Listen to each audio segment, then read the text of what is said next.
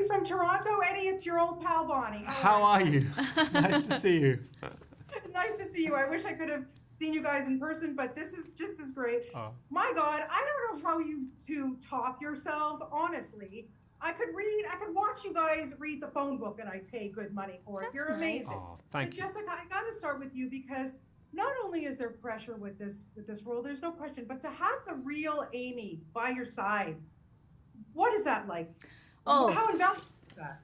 It's intimidating, that's for sure. I've played a lot of real people. I've had the opportunity to talk to them. I've never had them observe me on set playing a scene from their life. So that is intimidating.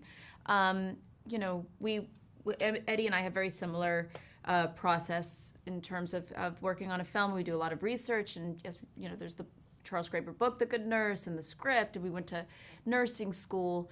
But there's something about talking to Amy that really unlocked it for me, and her humanity. And it was a way in that I didn't really understand from just the script. She said something at one point when I asked her why she worked as a night nurse. She said it was so her kids would think they had a stay-at-home mom. Wow. And I was so moved by that. This single mom who worked all night taking care of others, who was awake for a few hours when her kids were home, but never really awake to take care of herself. She was so generous in that way, and that was my way in. So it was really important to have her there. Yeah. Eddie, for you, I mean, how do you get lost in these characters? But this guy particularly, you know, after a day and he goes rap, like, what do? Go home and take 18 showers? Like, seriously, how do you do it? Well, do you know, the interesting thing about this film was that, speaking to the real Amy, the thing that she was really strong on was that this was two different human beings. And his kindness, the fact that he saved her life, his self-deprecating humor, his fastidiousness as a nurse, his brilliance as a nurse.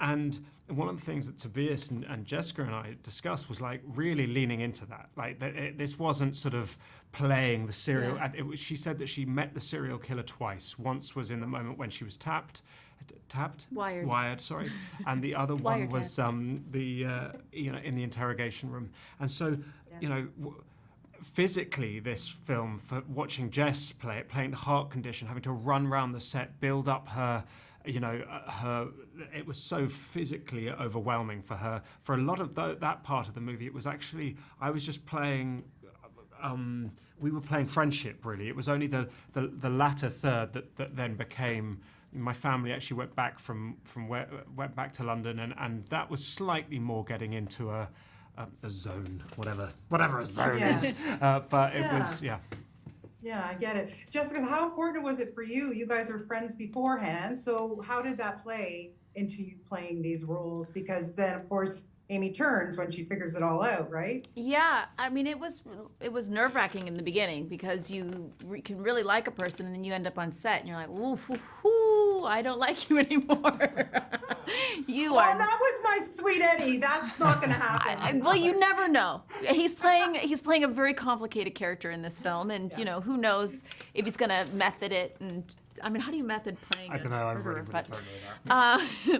But you just really don't know what you're going to get. And he's lovely. He's lovely in real life. He's lovely, you know, after cut. He's just incredible.